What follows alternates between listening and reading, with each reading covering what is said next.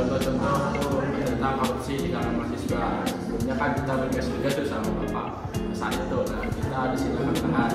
Nah, untuk pendapat aku sendiri tuh contoh dari korupsi di kalangan mahasiswa itu kayak misal kita tuh sering dengar ada dosen yang ngajar tuh misal jatahnya tuh satu SKS kan. Ya kita tahu satu SKS itu bisa 40 menit atau 50 menit. Nah, kadang ada dosen tuh yang misal dia menjelaskan materi yang susah tuh, tapi waktunya tuh nggak cukup. Dia tuh menjelaskan mungkin lebih dari jumlah SKS yang itu misal sejam atau setengah jam, jatahnya cuma satu SKS doang. Itu menurut saya sih itu termasuk korupsi sih. Nah, untuk dari Mas Fatur gimana?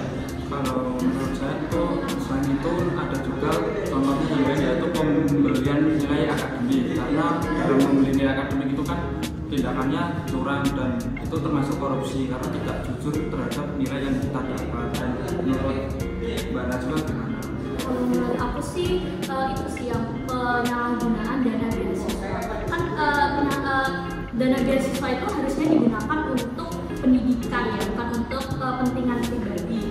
Tapi malah digunakan untuk kepentingan pribadi. Itu malah merugikan dari mahasiswa yang sebenarnya membutuhkan dari dana tersebut.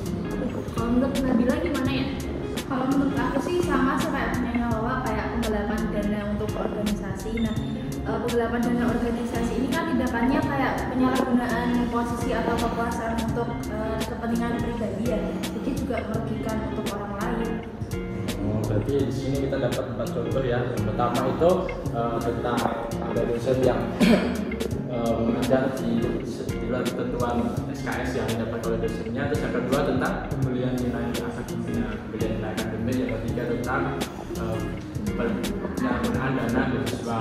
Yang keempat Penggelapan dana dana organisasi. organisasi.